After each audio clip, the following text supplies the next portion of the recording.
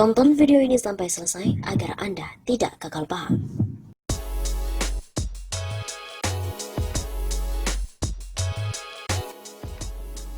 Dewan Perwakilan Rezim. Rezim merupakan bentuk pemerintah atau seperangkat aturan, norma budaya atau sosial yang mengatur operasi suatu pemerintah atau lembaga dalam interaksinya dengan masyarakat. Menurut KBBI, rezim adalah tata pemerintah negara atau pemerintahan yang berkuasa. DPR adalah singkatan dari Dewan Perwakilan Rakyat dan bukan perwakilan rezim. Karenanya meskipun DPR dan pemerintah sama-sama menjadi institusi supra-struktur politik, namun memiliki posisi yang berbeda. Pemerintah adalah pengelola negara dan memerintah rakyat, sementara DPR mewakili rakyat dan atas nama rakyat mengawasi jalannya pemerintahan. Dalam kaitan RUU HIP, penyimpangan dilakukan sejak dini, yakni menggagas tanpa keterlibatan rakyat, muncul diam-diam dengan penetapan kontroversial. Rakyat teriak setelah RUU inisiatif Dewan ini diserahkan kepada pemerintah. Pemerintah bersikap mengambang dan cari aman dengan bahasa menunda. Mungkin juga harapannya terganjal. Ungkapan ketidaktahuan 100% presiden dipastikan hoax. Gelombang penolakan ternyata sangat masif dan dahsyat, baik dalam bentuk deklarasi atau aksi. Hampir terjadi di seluruh Indonesia. Intinya mendesak RUU HIP agar dicabut atau dibatalkan. Rakyat menilai RUU ini berbau komunisme dan membuka peluang bagi bangkitnya PKI. Misi terselubung dari konseptor atau pengusul terkuak oleh publik. Tuntutan pengusutan pun mengemuka. DPR anehnya belum mengambil sikap jelas. Bahkan, ada yang mencoba otak-atik mengubah judul dari HIP menjadi PIP. Meski ada perbedaan isi dan arah, tapi bahasan RUU ini sudah kehilangan ruh. Berganti judul apapun, apakah PIP, BIP, SIP, RIP, atau lainnya sudah tak berguna. Suara rakyat pun tegas, yaitu tolak, hentikan, atau batalkan. Lagi pula dengan mengganti nama dan isi RUU seharusnya masuk dalam prolegnas baru. Jika terus mengambang, apalagi hendak mengalihkan pembahasan RUU hanya sebagai bekal BIP semata, maka DPR yang telah mengabaikan suara rakyat akan menghadapi teriakan lebih keras, terutama kepada partai-partai yang dianggap tuli dan buta yang mengabaikan aspirasi rakyatnya. Menipu rakyat dengan geseran bahasan justru akan menggeserkan tekanan pula. Jika BPIP menjadi sentral, maka suara rakyat akan terarah kepada BPIP dan instansi di belakangnya. Seruan rakyat kelak adalah bubarkan BPIP dan turunkan penanggung jawab yang berada di belakang BPIP. Bukan mustahil, presiden akan menjadi sasaran. Sekadar meningkatkan status dasar pengaturan BPIP dari Perpres menjadi undang-undang juga terlalu buang energi dan berlebihan. Sangat jelas, DPR dengan RUU inisiatifnya ini menjadi lembaga penyalur kepentingan pemerintah. Padahal BPIP bentukan presiden ini dinilai sudah tidak bermanfaat. Ketika DPR diam atau buta dan tuli atas aspirasi rakyat yang mendesak agar RUU HIP dibatalkan atau dihentikan, maka DPR telah menempatkan dirinya bukan sebagai wakil rakyat. Yang didengar dan diperjuangkan adalah kepentingan. Jika bukan pemerintah, maka itu adalah dirinya sendiri, partai politik. RUU HIP menjadi bukti dan alat uji atas pertanyaan mendasar. Apakah saat ini DPR itu adalah Dewan Perwakilan Rakyat atau Dewan Perwakilan Partai, atau memang telah berubah menjadi Dewan Perwakilan Rezim?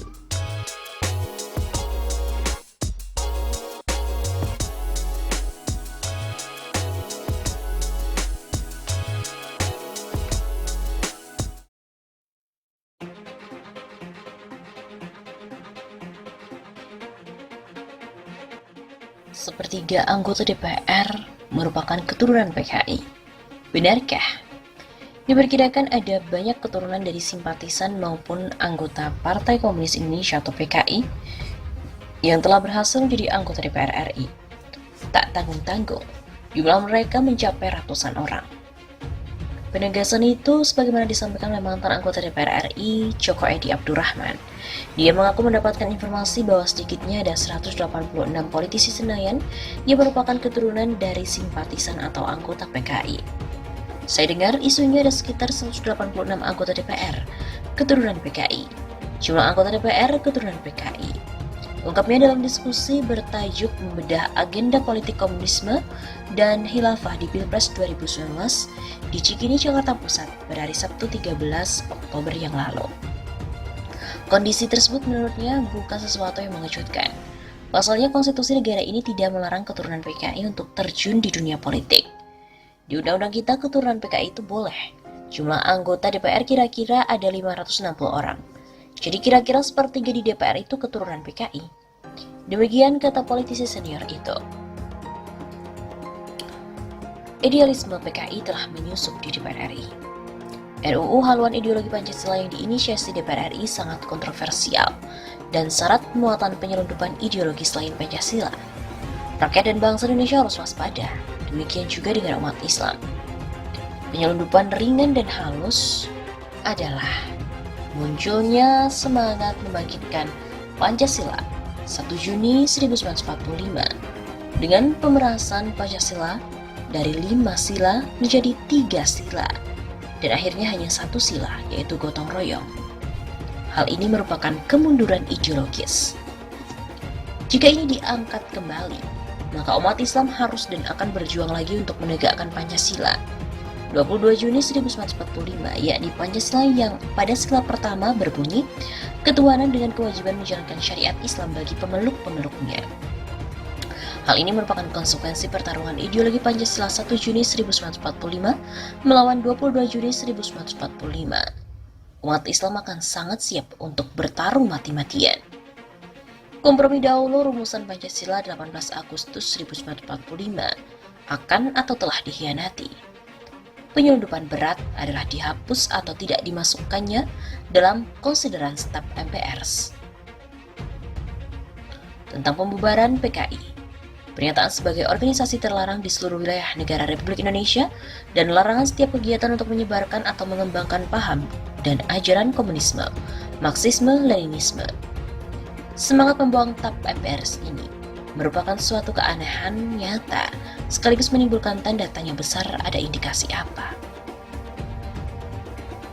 3 substansi yang dikandung dalam ketetapan tersebut adalah PKI dibubarkan, PKI partai terlarang, dan ajaran komunisme atau Marxisme-Leninisme dilarang untuk disebar dan dikembangkan. Bagi bangsa dan rakyat Indonesia itu adalah harga mati. Mencoba menggugat dipastikan akan berhadapan dengan perlawanan rakyat semesta. Jarum jam secara pahit tak boleh diputar atau dibalikkan kembali. Kini, saat pembahasan mendasar soal haluan ideologi Pancasila sebagai RUU inisiatif DPR RI dihangatkan dengan adanya upaya nyata penghapusan TAP MPRS itu sebagai argumentum contrario. Dari semangat ini adalah PKI tidak dibubarkan, PKI tidak terlarang, dan ajaran komunis boleh disebarkan. Hingga tahapan panitia kerja yang diketuai oleh Rika Diah Pitaloka, misi ini dinilai sukses. Sulit untuk membantah akan keberadaan kekuatan ideologis di DPR RI yang berbahaya. Diduga ada keinginan untuk merehabilitasi bahkan mungkin melegalisasi PKI. Jika tak ada kekuatan ideologis ini sebenarnya dengan mudah untuk menerima dan memasukkan TAP MPRS untuk mengunci agar Pancasila tidak disalah arahkan. Dikhawatirkan ada keinginan kuat agar PKI itu dinyatakan tidak sebagai organisasi terlarang, dan yang luar biasa adalah ajaran komunisme, Marxisme-Leninisme boleh dan bebas untuk disebarkan, dikembangkan. Sinyalemen akan keberadaan komponen, elemen, eksponen, atau sekurang-kurangnya idealisme perjuangan PKI ada di DPR RI cukup kuat. Anggota DPR yang anti ideologi PKI harus berjuang keras menggagalkan RUU haluan ideologi Pancasila yang potensial disimpangkan arah untuk memperalat Pancasila demi kepentingan ideologi musuh Pancasila. Jika kekuatan politik anti ideologi PKI di DPR lemah atau tidak cukup memadai, maka kekuatan ekstra parlementer mesti bersiap-siap untuk memperkuat daya tekan.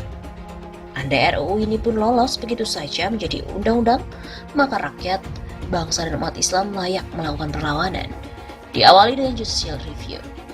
Di tengah kekalutan rakyat karena wabah corona, kemerosotan ekonomi, serta oligarki dan otoritarian politik, nampaknya ada invisible hand, berbulu domba yang mencoba memanfaatkan situasi untuk menancapkan kuku-kuku jahatnya.